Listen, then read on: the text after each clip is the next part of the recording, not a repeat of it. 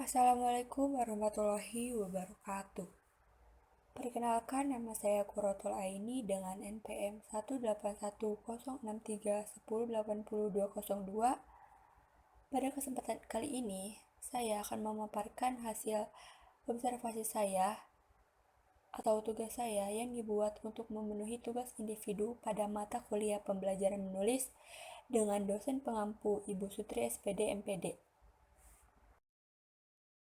Dalam kesempatan kali ini, saya sebagai peneliti ingin memaparkan hasil observasi saya dengan berjudul Pembelajaran Menulis Cerpen Menggunakan Metode Konstruktivisme pada Madrasah Aliyah Al-Aliyah Bakan Maja Cikampek.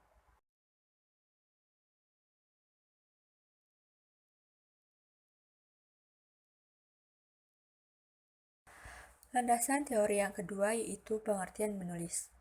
Menulis adalah suatu kegiatan mengungkapkan gagasan, pikiran, pengalaman, dan pengetahuan ke dalam bentuk catatan dengan menggunakan aksara, lambang, atau simbol yang dihubungkan secara sistematis sehingga dapat dengan mudah dipahami oleh orang lain. Landasan teori yang ketiga yaitu cerpen. Cerpen adalah jenis karya sastra berbentuk prosa dan bersifat fiktif yang menceritakan atau menggambarkan suatu kisah yang dialami oleh suatu tokoh secara ringkas disertai dengan berbagai konflik dan terdapat penyelesaian atau solusi dari masalah yang dihadapi. Jenis karya sastra yang berbentuk prosa, naratif fiktif, atau fiksi di mana isinya yang ditulis secara ringkas dan padat. Cerpen memiliki ciri-ciri, di antaranya adalah 1. Terdiri kurang dari 1000 kata. 2. Selesai dibaca dengan sekali duduk. 3. Bersifat fiktif. 4. Hanya memiliki satu alur saja.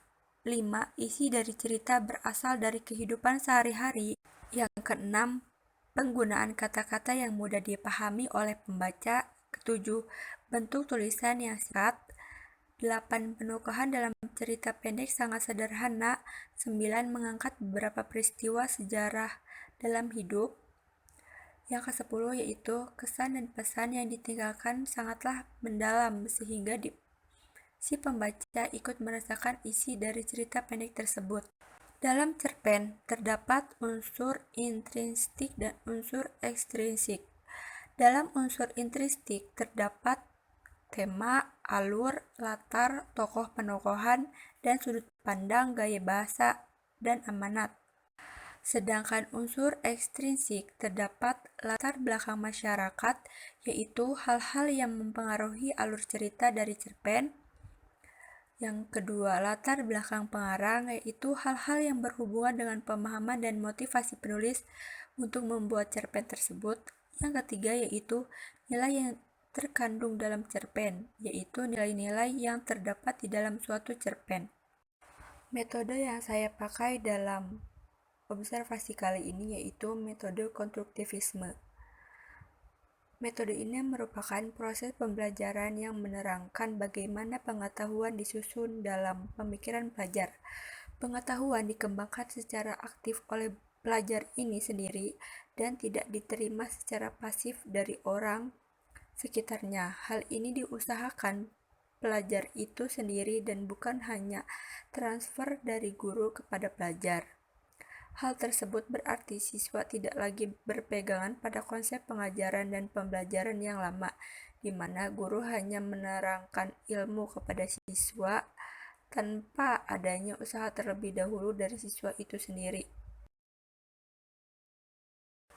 Yang selanjutnya adalah hasil lapangan. Yang pertama ada sasaran observasi. Peneliti memiliki sasaran observasi kepada guru bahasa Indonesia yang ada pada Madrasah Aliyah Al-Aliyah kelas 11. Yang kedua ada lokasi observasi. Lokasi kegiatan observasi berlangsung pada sekolah Madrasah Aliyah Al-Aliyah yang beralamatkan pada Jalan Jenderal Sudirman nomor 19, Bakan Maja, Kota Baru, Cikampek, Karawang. Setelah melakukan observasi, saya memiliki hasil observasi. Yang pertama yaitu kemampuan menulis cerpen pada siswa kelas 11 di Madrasah Aliyah Al-Aliyah Bakan Maja Cikampek. Sebelumnya, saya diperkenankan untuk melihat RPP pada mata pelajaran Indonesia di sekolah tersebut. Dalam pelajaran bahasa Indonesia, tentunya terdapat materi tentang menulis cerpen. Oleh guru bersangkutan, sebelumnya dijelaskan apa itu cerpen dan bagaimana cara membuat cerpen. Siswa mulanya kurang memahami karena literasi di lingkungan sekolah cukup kurang disenangi oleh siswa.